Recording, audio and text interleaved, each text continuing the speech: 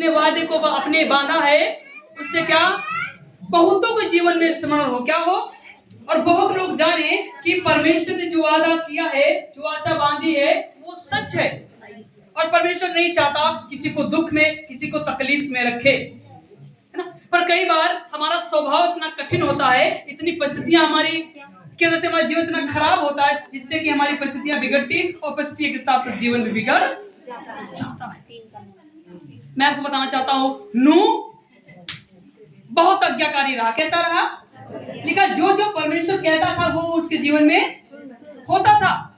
और नूह के साथ में इतना बड़ा काम किया गया, परमेश्वर ने वादा किया कि देखो तुमने मेरी आज्ञा को माना है, पर मैं तुम्हारे और तुम्हारे परिवार के बीच में वाचा बांधता हूं, पीढ़ी दर पीढ़ी वाचा बांधता हूं कि अब ऐसी जल प्रलय का दूसरी बार समय नहीं आएगा। परमेश्वर आपके साथ में भी वादा बांधना चाहता है। उसने जो काम आपसे किए हैं उसमें परमेश्वर आपको लाना चाहता है, ताकि आप जीवन पाएं और बहुतायत का जीवन पाएं। हालेलुया। उत्पत्ति 9 उसके 13 और 14 पद को पढ़ें, क्या लिखा है? मैंने बादल में अपना धनुष रखा है, मैंने बादल में अपना धनुष रखा है, वो मेरे और पृथ्वी के बीच में वाचा का चिन्ह होगा। जी हाँ। और जब मैं पृथ्वी पर बादल फैलाऊं, जब मैं पृथ्वी पर बादल फैलाऊं, तब बादल में धनुष दिखाई देगा। जी। तब मेरी जो वाचा तुम्हारे और सब जीवित शरीरधारी प्राणियों के साथ बंधी है, जी हाँ, उसको मैं स्मरण करूंगा। उसको मैं स्मरण करूंगा। तब ऐसा जल प्रलय फिर ना होगा, तब ऐसा जल प्रलय फिर कभी नहीं होगा, जिससे सब प्राणियों का विनाश हो। जी। बादल में जो धनुष होगा, हाँ जी, मैं उसे देख के ये सदा की वाचा स्मरण करूंगा, जी, जो परमेश्वर के और पृथ्वी भर के सब जीवित शरीरधारी प्राणियों के बीच बंधी है। फिर परमेश्वर ने नूह से कहा, जी, जो वाचा मैंने पृथ्वी भर के सब प्राणियों के साथ बांधी है, जी हाँ, उसका चिन्ह यही है।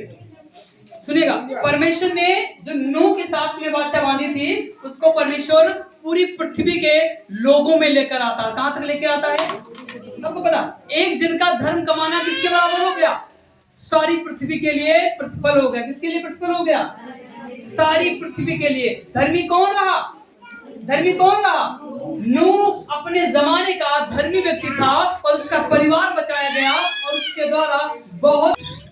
आपका अपना विचार क्या है मुझे नहीं पता, पर जिसने आपसे अच्छा काम आरंभ कराया है वो प्रभु यीशु मसीह के आने तक आपसे उसे पूरा करवाएगा। जिसने आपसे अच्छा काम आरंभ करवाया है वही यीशु मसीह के आने तक आपसे पूरा करवाएगा। और जब पूरा करवाएगा तो आपको चुनना है कि आप उसके लिए तैयार हो जाएं। हालेलुया। और परमेश्वर का जो वादा है, जो उसकी कॉन्वेंट है, जो उसकी वाचा है, वो कभी विफल नहीं होती। हालेलुया।